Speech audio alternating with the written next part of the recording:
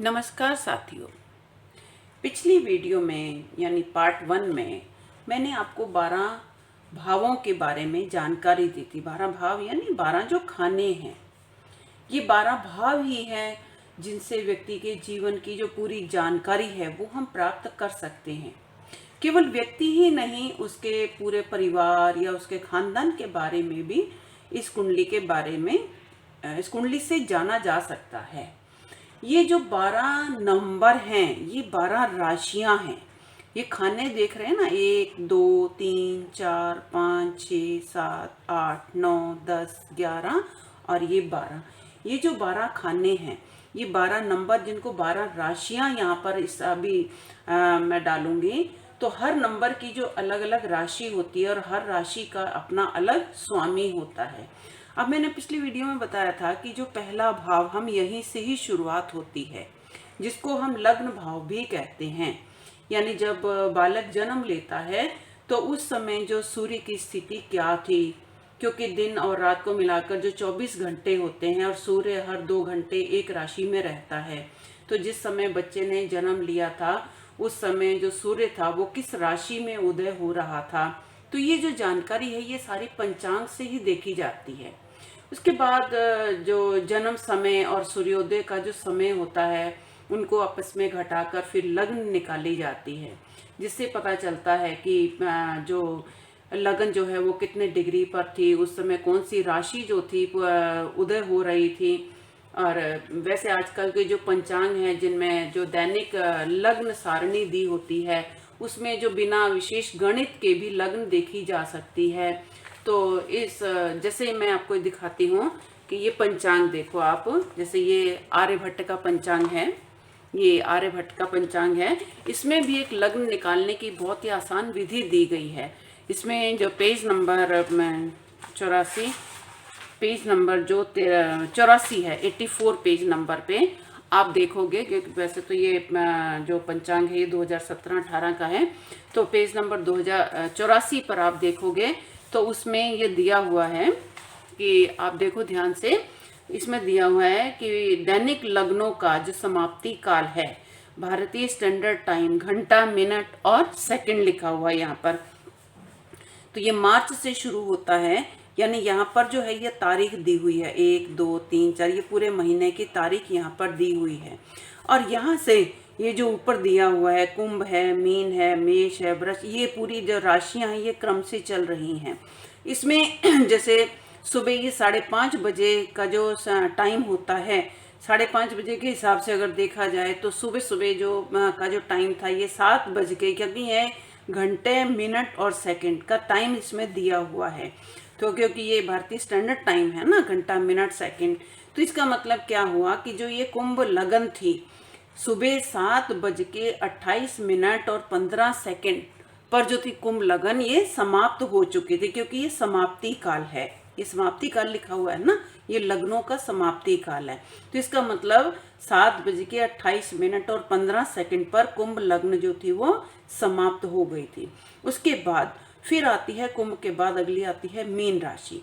तो मीन राशि क्या है, जैसे ये सुबह 7:29 से लेकर 8:53 और 10 तक कौन सी लग्न रही, मीन लग्न रही। तो इसी तरीके से ये हर 2-2 घंटे के बाद, 2.25 घंटे के बाद जो लग्न है वो चेंज होती रहती है। तो इस हिसाब से जो बच्चे का जन्म यहाँ दिखाया जाता है। मान लीजिए किसी बच्चे का जो जन्म है वो मार्च के महीने में 1 तारीख को दोपहर को 12:15 पर हुआ। अब 12:15 पर हुआ तो उसकी हम लग्न कैसे निकालेंगे? तो इसमें बहुत आसान तरीका है। 12:15, देखो कुंभ लग्न जो है वो सुबह 7:28 पर खत्म हो रही है।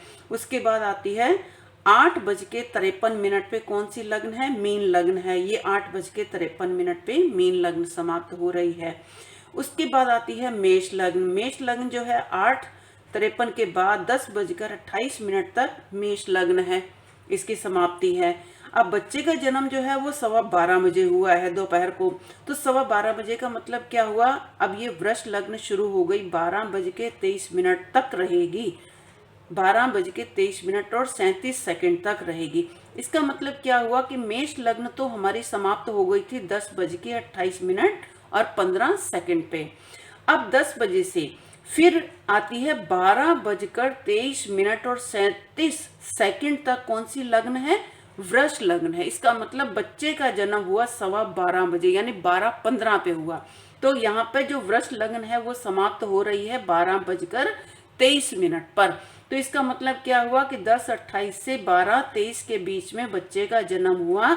तो उस समय कौन सी लग्न चल रही थी? वृष लग्न चल रही थी। वृष लग्न की जो समाप्ति है वो 12:23 पर है।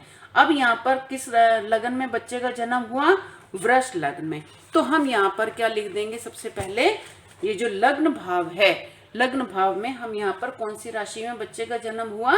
बच्चे का जन्म हुआ वृष लग्न, और वृष है 2 नंबर की राशि। तो हम यहाँ पर क्या लिख देंगे? 2 नंबर। अब यहाँ से पूरा जो क्रम है वो ऐसे ही चलेगा, क्योंकि 12 भाव तो पूरे स्थिर हैं।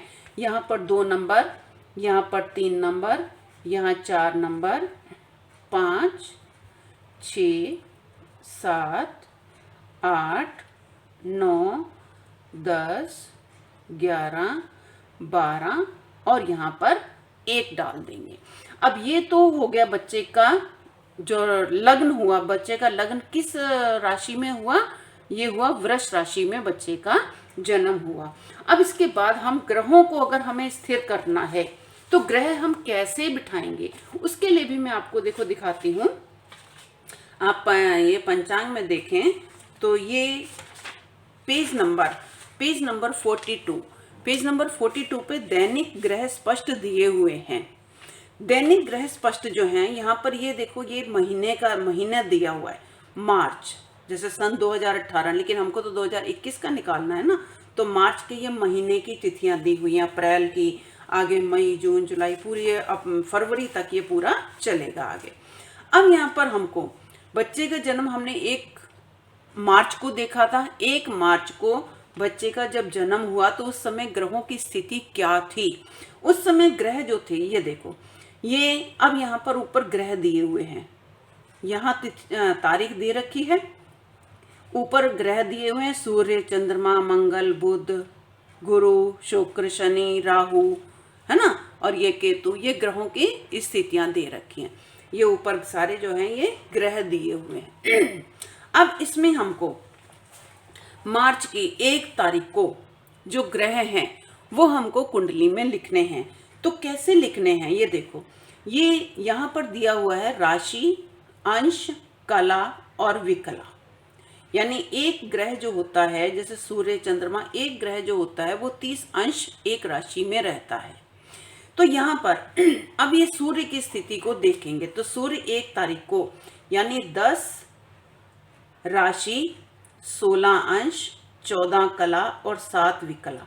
यानी ये जो स्टैंडर्ड टाइम है सुबह 5:30 बजे के जो ग्रह स्पष्ट इसमें दिए हुए, यानी सुबह 5:30 बजे ग्रहों की स्थिति ये थी।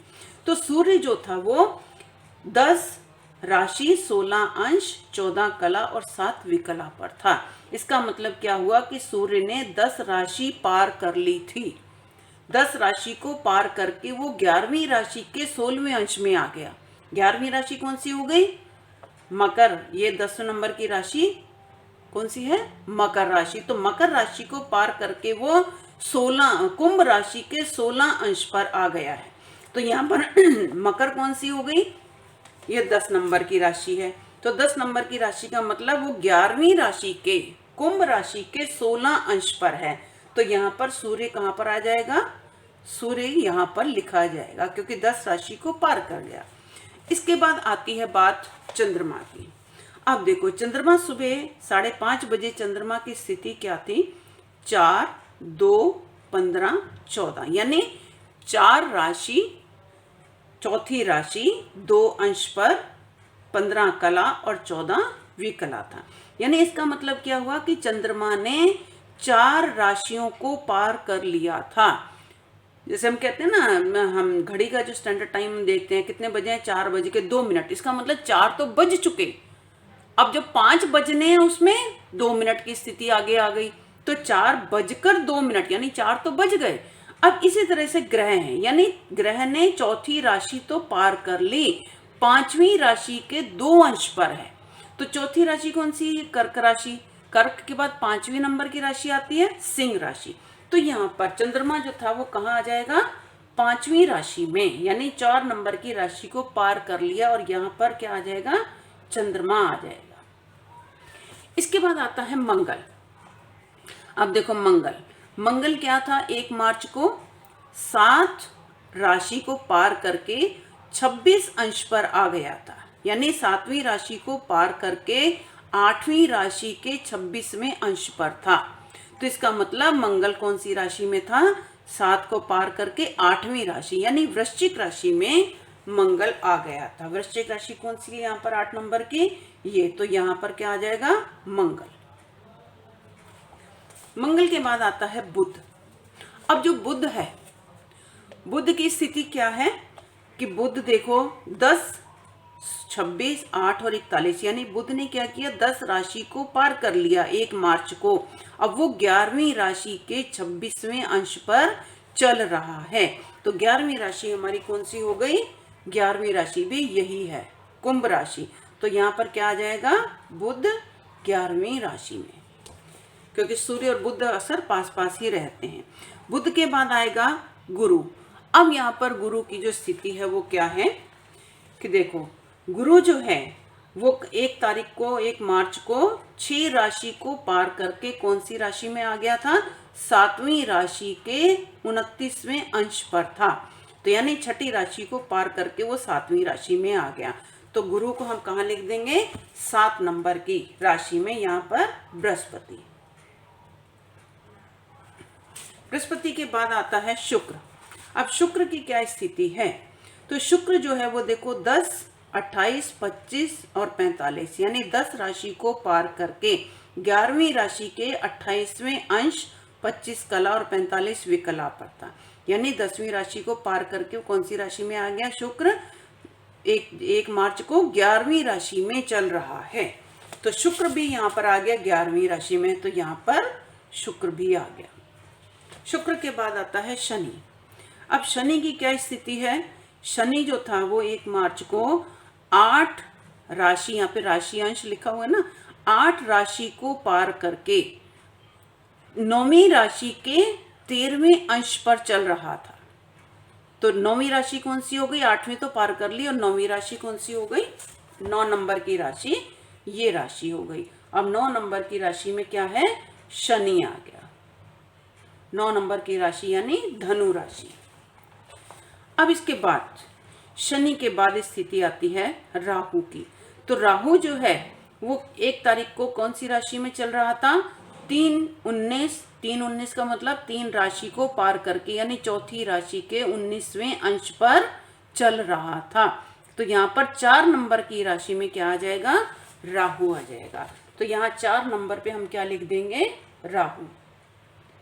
अब राहु से पूरे सप्तम में जो 7वां स्थान होता है वो केतु का होता है। तो यहाँ पर सीधा हम केतु लिख देंगे, क्योंकि किसी भी राशि से उसका 7वां जो भाव होता है, देखो 7वां भाव कैसे देखते हैं कि जैसे ये लग्न है, लग्न से 7वां भाव ये आएगा 1, 2, 3, 4, 5, 6 और 7, ये 7वां भाव हो गया। इसी तरह से हम अगर चौथा भाव लेते हैं तो इसके बिल्कुल सामने का भाव ये 7वां भाव होगा, जो क्योंकि ये 4, ये चौथा है। 1, 2, 3, 4, 5, 6, 7, किसी का भी उठा के देख लो, उससे 7वां भाव जो है उसके सामने वाला बिल्कुल 7वां भाव पड़ेगा। जैसे यहाँ से ले लो 12वां, तो छठा भाव 7वां होगा। 1, 2, 3, 4, 5, 6 और 7। इसी तरह से 3 नंबर का 7वां भाव कौन सा है? 9वां भाव पड़ेगा। 1, 2, 3, 4, 5, 6, 7। तो इसी तरह से ये राहु है, तो राहु का 7वां भाव कौन सा होगा? सामने वाला 7वां भाव ये होगा। अब ये तो हमने जो ग्रह थे वो स्पष्ट हमने यहाँ पर कर दिए हैं। अब जब हम ये राशि जब लिखते हैं तो ग्रहों को उसके हिसाब से, पंचांग के हिसाब से हम अपने आप ही लिखते चले जाते हैं। अब जो ये 12 जो नंबर हैं, 12 नंबर की जो 12 राशियां हैं, अब उन राशियों के बारे में मैं आपको बताऊंगी कि राशियां मैंने आपको बताई हैं कि कौन सी हैं। राशियां 12 हैं। अभी हमने इसके ऊपर भी चर्चा की है, 1 2 3 4 5 6 7 8 9 10 11 और 12 भाव हैं, तो 12 ही राशियां हैं। अब हम इन राशियों के जो स्वामी हैं उसके बारे में हम चर्चा करेंगे कि जैसे पहले नंबर की जो राशि है कौन सी आती है, मेष राशि। ये मेष राशियां जो है बिल्कुल स्थिर हैं, राशियों में कोई परिवर्तन नहीं होता। अगर 3 नंबर पर मिथुन है तो मिथुन ही रहेगी, 7 नंबर पे तुला है तो 7 पे तुला ही रहेगी।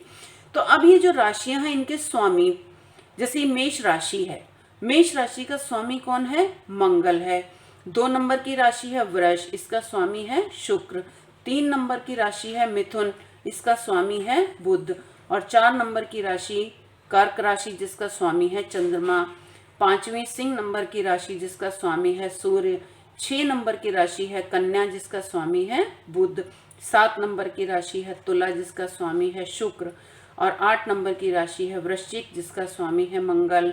9 नंबर की राशि धनु, जिसका स्वामी बृहस्पति है। 10 नंबर की राशि मकर है, जिसका स्वामी शनि है। 11 नंबर की राशि कुंभ है, जिसका स्वामी शनि है। और 12 नंबर की जो राशि है मीन, जिसका स्वामी बृहस्पति है। ये अब यहाँ पर ये मैंने अभी राशि और उनके जो स्वामी हैं इनके बारे में बताया। इसके अलावा देखो कुछ 2 ग्रह और भी हैं। ग्रह तो मेन है ये, मंगल, सूर्य, चंद्रमा, मंगल, बुध, बृहस्पति, शुक्र, शनि, 7 ग्रह हैं। लेकिन इसके अलावा 2 ग्रह छाया के, जिनको छाया ग्रह बोलते हैं, वो है राहु और केतु। इनकी वैसे तो कहते हैं कोई अपनी राशि नहीं है, लेकिन फिर भी हमारे जो ज्योतिषी हैं वो राहु की मिथुन राशि और केतु की जो है वो धनु राशि को इनका स्वामी मानते हैं। अब इसके बाद बात आती है, अभी ये तो थी राशियों के बारे में जानकारी, ठीक है। अब इसके बाद ये, अच्छा इसमें आप देखो कि 12 तो राशियां हैं और ग्रह कितने हैं, केवल 7 हैं। तो कुछ ग्रह ऐसे हैं जो 2 राशियों के स्वामी हैं। जैसे मेष राशि 1 और 8 नंबर की, मेष और वृश्चिक राशि का जो स्वामी है दोनों का मंगल है। इसी तरह से शुक्र जो है वो 2 नंबर और 7 नंबर की राशि का, यानी वृष और तुला राशि का स्वामी शुक्र है। इसी तरह से बुध जो है वो 3 नंबर और 6 नंबर की राशि, यानी मिथुन और कन्या राशि का स्वामी कौन है, यहाँ पर बुध है। और इसके बाद आता है बृहस्पति भी 2 राशियों का स्वामी है, धनु राशि का और मीन राशि का, यानी 9 नंबर और 12 नंबर की जो राशि है उनका स्वामी बृहस्पति है।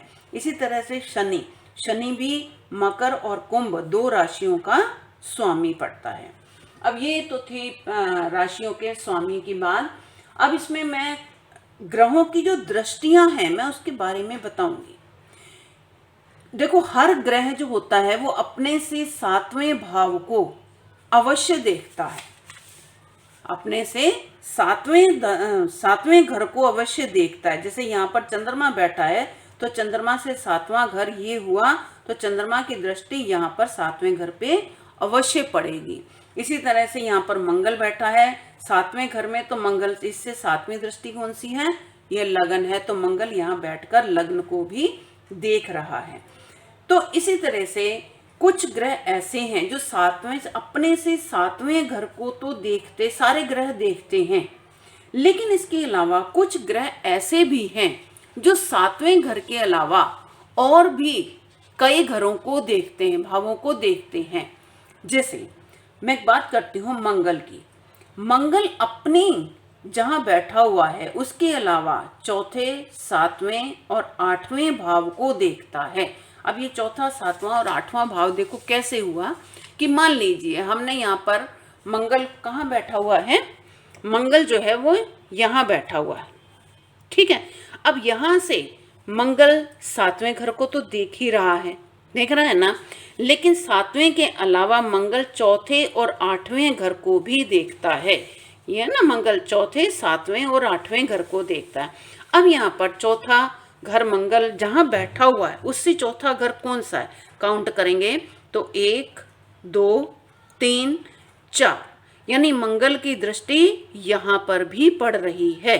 इस घर पर भी मंगल की दृष्टि पड़ेगी और अपने से 7वें घर पे भी मंगल की दृष्टि पड़ेगी और 7वें के अलावा 8वें घर को भी देखेगा। तो 8वां घर कौन सा हुआ? ये वाला, यानी इस भाव को, धन भाव को भी मंगल देखेगा। मंगल लग्न को भी देखेगा, मंगल कर्म क्षेत्र को भी देखेगा और मंगल धन भाव को भी देखेगा। इसके बाद आती है बृहस्पति। बृहस्पति जो है वो 5वें, 7वें और 9वें भाव को भी देखता है। 5वां, 7वां, 9वां कैसे हुआ? अब जैसे मान लिया बृहस्पति यहाँ पर कहाँ बैठा हुआ है? बृहस्पति यहाँ पर बैठा हुआ है 6ठे भाव में। 6ठे भाव से बृहस्पति की 5वीं दृष्टि पड़ रही है। 5वीं दृष्टि का मतलब 5वां घर, बृहस्पति से 5वां घर कौन सा हुआ? 1, 2, 3, 4 और 5, यानी ये कर्म क्षेत्र। बृहस्पति यहाँ बैठकर कर्म क्षेत्र को भी देख रहा है और अपने से 7वें घर को भी। तो 7वां घर उसका कौन सा हुआ? यहाँ से गिनती करेंगे तो यहाँ से 7वां घर ये हुआ, जिसको हम 12वां घर कहते हैं। तो बृहस्पति की सीधी दृष्टि यहाँ पर भी पड़ रही है। इसके अलावा उसकी 9वीं दृष्टि पड़ती है। तो 9वीं दृष्टि कौन सी हुई? 7वीं, तो ये हो गई। 7 के अलावा 8वीं और 9वीं, तो ये 9वीं दृष्टि, यानी यहाँ पर भी मंगल की, बृहस्पति की सीधी दृष्टि पड़ रही है। तो मंगल कहाँ कहाँ देख रहा है? मंगल यहाँ पर देख रहा है, यहाँ बृहस्पति यहाँ बैठकर यहाँ देखेगा और यहाँ पर देखेगा। इसके बाद आता है शनि की। शनि जो है वो 3, 7 और 10वें भाव को देखता है। जहाँ पर बैठा होता है ग्रह उससे। अब यहाँ पर जो शनि है वो कहाँ बैठा हुआ है? शनि बैठा हुआ है 8वें भाव में। 8वां भाव ये वाला भाव हुआ। तो यहाँ से शनि तीसरे घर को देख रहा है, 1, 2 और 3। तो शनि की दृष्टि यहाँ पर भी दशम भाव पर भी पड़ेगी।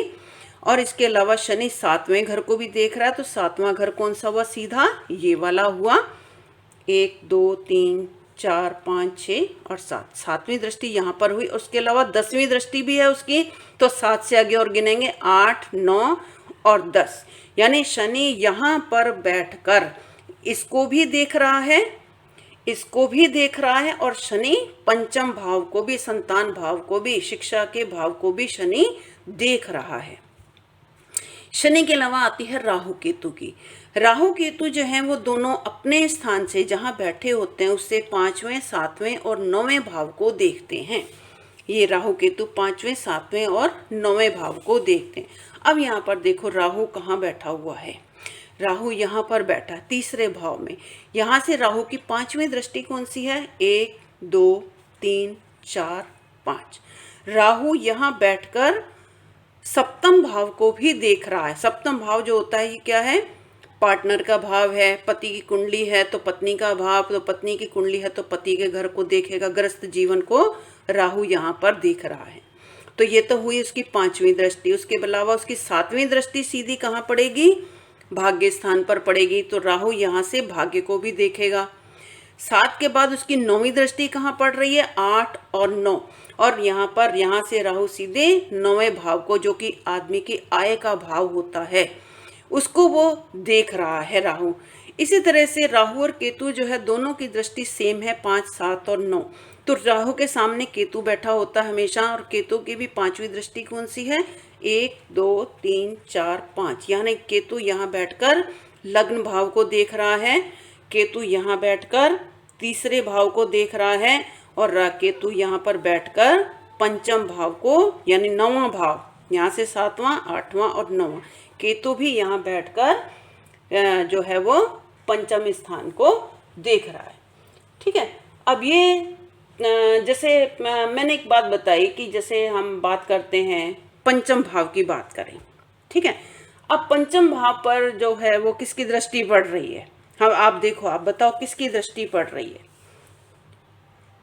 पंचम भाव पर अगर हम देखें तो यहाँ से केतु की 7, 8 और 9, केतु की 9वीं दृष्टि पड़ रही है और शनि की 10वीं दृष्टि पड़ रही है। शनि की 7वीं दृष्टि ये हुई 8, 9 और 10। तो शनि और केतु दोनों ग्रहों की जो दृष्टि है वो यहाँ पर पंचम भाव पर पड़ रही है। तो इसका मतलब हुआ कि व्यक्ति के जीवन में, इससे फिर हम ये देखेंगे कि इन ग्रहों की दृष्टि अगर पंचम भाव पर पड़ रही है क्या ये भाव, ये जो ग्रह हैं, ये संतान में कष्ट तो नहीं देंगे, व्यक्ति की शिक्षा में कोई व्यवधान तो पैदा नहीं करेंगे।